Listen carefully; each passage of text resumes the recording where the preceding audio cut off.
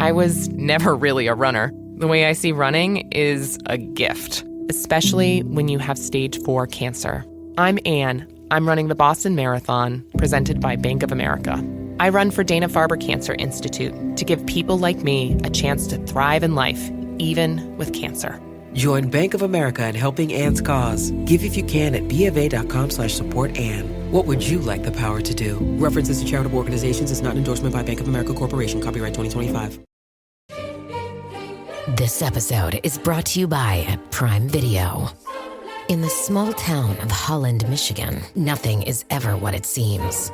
Behind the tulip festivals and pretty houses lay dark secrets that threaten to tear a marriage apart. Nicole Kidman stars in this darkly twisted thriller about a wife and mother whose quest to uncover her husband's secrets may get her more than she bargained for. Holland, streaming on Prime Video March 27th. Hi, and welcome to the 10-Minute Food Truck Training Podcast. My name is Bill Moore, and today is Thanksgiving. So I'm not going to go through the normal opening lines for the podcast. I'm going to talk to you guys about Thanksgiving. If you have listened to me any length of time, you know that I'm from Kentucky. My accent might give that away, but I'm from Kentucky. Some of the earliest memories I have of Thanksgiving involve the house that my parents rented from the time I was about 4 years old till I was 11, 12 years old, somewhere in there. It was a big 2-story house in a neighborhood of 1-story houses. It sat at the top of a small hill, and going down one side of the hill, we had 2 additional lots. Each lot was offset in height from the main house, so you had the main house and then about a 10-foot drop, and there was the next lot, and then about 3-foot drop, and there was the next lot. So as far as the property went, we were the one side of, again, one small hill on this street. So we had that 2-story house. Inside that 2-story house, there was a kitchen, a dining room, and a big living room, and then upstairs there were 3 bedrooms and a single bath. So whenever Mom would cook in the kitchen, it would end up fogging the windows, and I remember that very well because I would go and do what kids do when they see a fogged up window. They go and draw things on the window. The dining room had French doors that separated it from the living room, and it was just a neat experience. But I remember every Thanksgiving, every Christmas when Mom would cook, and again, I would draw things on the windows, and those smells of Thanksgiving would be wafting through the house, and you could smell the turkey and the bread that she would be making, and then the different side items that she would be doing. The Thanksgiving meal for me was always very simple. Mom would cook way more stuff than I would eat, but my plate always consisted of turkey, cranberry sauce, and that would be the Ocean Spray jelly cranberry sauce, the kind that people make fun of, but I really liked it because it didn't have the berries in it. And then she made crescent rolls. Occasionally she would make coleslaw. And that would be it as far as my plate would go. Now, she always had, corn or green beans or something like that for my dad. Maybe one additional potato item, and then that would be it. But that would be my meal. Turkey, cranberry sauce, crescent roll, maybe coleslaw. And that was what I grew up with. It's what I remembered all the time for Thanksgiving. Well, as you know, I work in restaurants. Been doing that since 1977. Every single restaurant chain I've ever worked for, I've either owned it and could close when I wanted to, or the company already had a policy in place that would close on at least Thanksgiving and Christmas, except for one company, and that was Shoney's.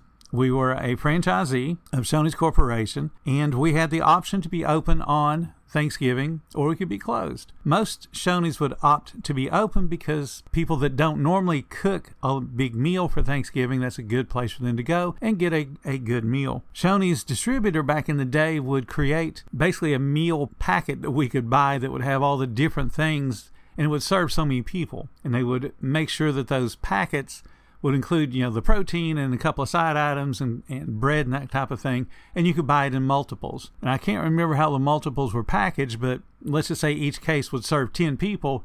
Then you just knew how many meals you typically would serve based on your previous history. Now, I hated that. I always wanted to be off on Thanksgiving. If you guys, again, have listened to me very long, you've also heard me tell the story about my daughter, and she would seat the dining room in a restaurant. Well, this is the restaurant that she would help seat the dining room in. It was a Shoney's, and she was at that time about 4 years old when she learned how to seat the dining room. And she would grab the menu, and she would take the people to the table, and I would tell her which table to go to, and then she would take them lay the menus on the table, and then tell the guest, your server will be right with you. And then she would turn around and walk back up to the front, and I would tell her where the next table needed to go. We had her do that when it was slow, obviously. So I didn't have her working on Friday nights or Saturday nights or Sunday mornings when it was super, super busy, because she would just get overwhelmed. And then also being a 4-year-old, she was kind of short. So it would be very easy for her to get trampled by the adults that are rushing to get food off of the breakfast bar or just rushing to sit down. So I never had her work when it was busy. It's always the slow nights. So Thanksgiving rolls around. I tried my best to talk to the owners and the other employees about, we need to close. Thanksgiving or Christmas or family time. It's the only 2 times in the year that management can actually relax, because no one's going to call them. No one's going to bug them at home. Of course, the servers, they want to be open because Thanksgiving is a big day for tips. And being a server, they relied on tips. So they didn't mind coming into work on Thanksgiving and getting a whole bunch of money in tips, only to turn right around and spend it all on Black Friday.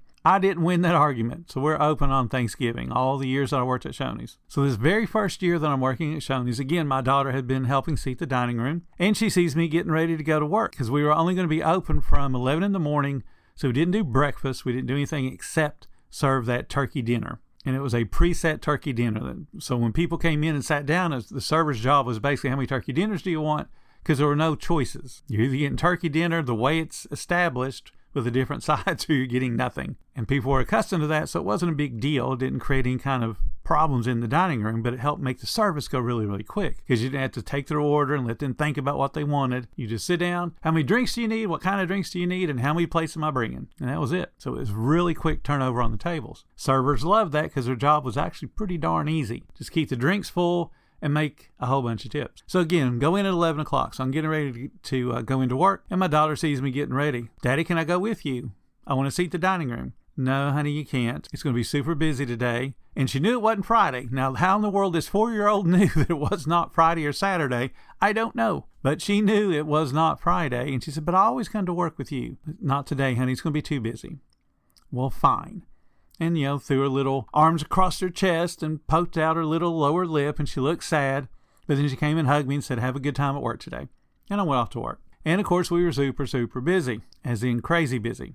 And we expected it. We knew what it was going to be like. So I'm helping deliver food and clean tables and just basically keep the servers as busy as I possibly could seating the dining room, but then helping them when I could in between seating the dining room so that we could turn the tables over quicker and serve more people. And on this particular one, I believe we served nearly 500 meals, if I remember right. It was a bunch of meals, a whole bunch of meals. And everybody was happy. Because again, the people that are coming to a restaurant on Thanksgiving probably don't have family to cook for, or are away from home and not near their family. So they enjoyed the meal. Not a problem with that. So I go home at the end of the night, and it was a long night. Because after we close, obviously we still got to clean up the huge messes, and it took us a while to get done. So I'm headed home probably around 10 o'clock or so. And I get into the house, and my daughter is sitting there waiting up on me. Normally she would have been asleep by now. And she wanted to know how Thanksgiving went. And I tell her all about Thanksgiving. And I said, how was your day? You spent it all with Mommy. What were you doing today? And then she went on to tell me what all they had done. Yeah, I helped Mommy bake the turkey, and my sister-in-law came over, and they had a little miniature family dinner there. Of course, I wasn't there. And they had turkey and all the things that you would expect there to be on a Thanksgiving meal. And my daughter got to help with that meal. And she seemed very, very happy. And she said, we saved you a plate. And the plate was what I always had growing up. Thanksgiving, for me, again, was turkey, cranberry sauce out of the can, and crescent rolls. And that's what they had saved for me. And she said, Mommy says this is your favorite dinner for Thanksgiving. And there it was. So my daughter sat with me, even though she wasn't hungry. She sat with me while I ate my dinner, the dinner that I grew up with. Now, the reason I'm relaying this story to you is today is Thanksgiving. I'm recording this on Thanksgiving, so I am technically working on Thanksgiving.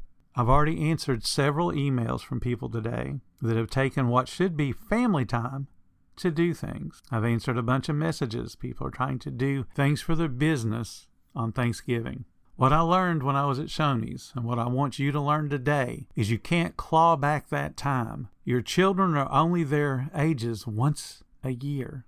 So going from that 4-year-old sitting in the dining room to the 5 and 6 and 7, and now she's in her 30s. She was only 4 once. So I could only have Thanksgiving with that 4-year-old child once, and I had to go to work. and I missed that Thanksgiving. Now, she stayed up and waited on me, and she served me the meal that I had told her that I had when I was her age, and she made sure I had that meal. That's how giving my daughter was and still is today. Don't miss out on those times. Don't look at Thanksgiving as, oh good, everything's closed, so I'll get a whole bunch of work done. Throw the work out the window. Spend the time with your family. Spend the time with your kids and create a memory for them that they'll be willing to share to their kids and your grandkids and your great-grandkids. Don't work on Thanksgiving. Don't work on Christmas. If your culture doesn't have those particular feelings about Thanksgiving, Thanksgiving is a U.S. thing. Understand what the holiday means. Take that time off. If you have a religious preference and it doesn't include Christmas, you probably have some other holiday that has some meaning. Take the time off. You deserve it, no matter how good your business is doing or how bad. Turn off your entrepreneurial mind and enjoy your family. Because I can promise you, I'm 65 years old, so at some point, my kids are going to be surrounding me on a deathbed somewhere, or they're going to be looking around a casket, and they're not going to say, man, I love those times Dad was at work. It was great. What they're going to say is, man, I wish Dad had been home one more day.